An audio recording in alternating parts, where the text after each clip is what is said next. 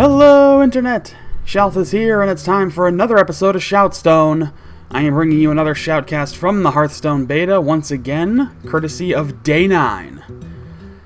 Now, I also wanted to say before we get into today's matchup that we are giving away one more beta key that I happen to have given to me. So if you just go to our recent videos, find the weekend beta key giveaway video, go there, watch it, see how to enter to win, and I'll be picking a winner by Monday, the 5th? 4th. Monday the 4th. Not sure about my dates, but yeah, Monday is the date that I'll pick the winner, so get your entries in right now. But anyway, let's get into the action for today's matchup. It is Malfurion versus Jaina. Day 9, playing the part of Malfurion the Druid. That went over well. And Williedills, playing the part of Jaina the Mage. So, Druid versus Mage. We saw this deck in action yesterday. This is one of Day 9's decks for the BlizzCon Innkeeper Invitational tournament. So, you're getting a little bit of a sneak peek as he kind of puts it to the test.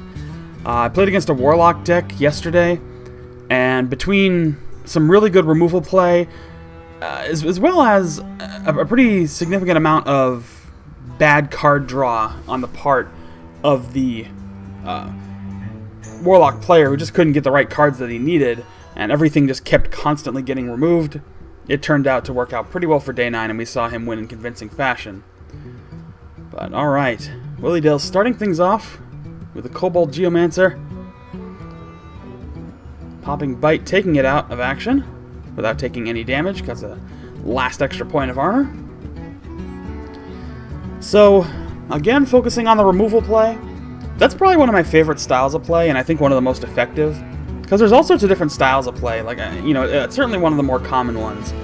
But, looking at things like early rush play, or taunt play, or control style play, where basically you keep the minions from attacking. Mage decks are really good at control play for freezing and things like that.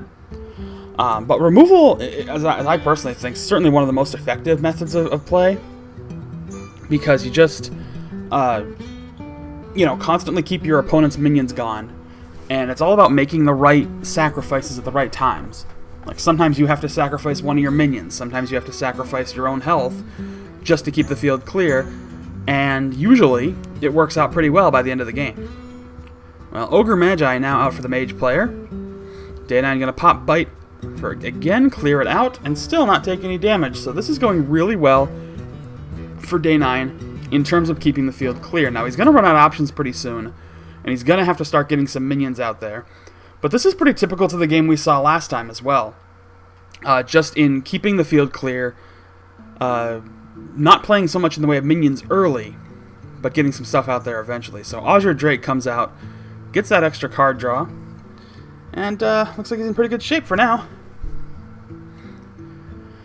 So it's time for the Mage player to respond. He is going to pop that, his hero power.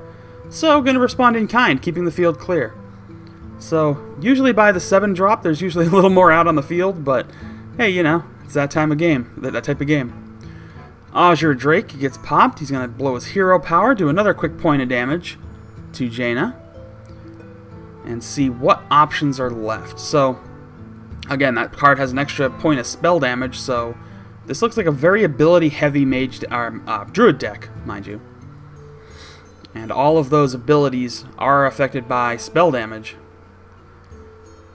So, he does have the option here to trade minions, keep the field clear again, and play something a little sturdy. Or, of course, he can play some spells first, and then follow up with trading out to get rid of that minion. So he can focus his damage on the opposing hero if he wants to. Oh, he's actually going to pop Wrath to clear the minion out, which is probably a smarter move. Keep the minion out there because that's a little more consistent damage. And he's going to pop Innervate to get Ragnaros, and things are not looking very good for Williedills. Or Williedills. One of the two. I'm just going to say Williedills because that sounds like it's probably the way it's pronounced. Key Polymorph on Ragnaros to shut that down, and a Cone of Cold. A little bit of control here. But we'll have to see how Day 9 can respond. Popped Innervate at the wrong time there, I believe. Not for what he wanted. Probably would have done that after the fact. So, a little bit of an, play your first card, then pop, Innervate, get that extra mana, both pieces of mana out there. Because he was at the 9-drop, so... not exactly what I think he wanted to do there. But, we're still good. Still doing significant damage.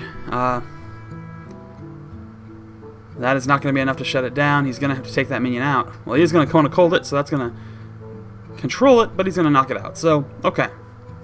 But Starfire, well, there you have it. GG. That's all she wrote. So, Day 9 makes quick work of Williedills, the Mage deck, and shows a pretty good example of how to really properly play that deck. Now, I like that game. I like how this deck is working out for him, and I think if we see it during the BlizzCon tournament, we're going to see some pretty good gameplay out of it. I know that Trump is going to be a part of the tournament as well, and it's going to be interesting because Trump flourishes more in arena play, I think, versus constructed play, and obviously the tournament is going to be constructed play, but it should still be interesting to see. But that's going to do it for today's episode of ShoutStone. Remember, don't forget to enter our tournament or enter our contest for a Hearthstone beta key. You can find that video. It's called the Weekend Beta Key Giveaway. You have until Monday evening, Eastern, to put your entries in. But thank you all again for watching. Don't forget you can find me on Facebook and on Twitter. The links are in the description below. You can also watch Day 9's stream anytime. Links are in the description. And you can subscribe for daily Hearthstone updates. So thanks again, and I will see you all next time.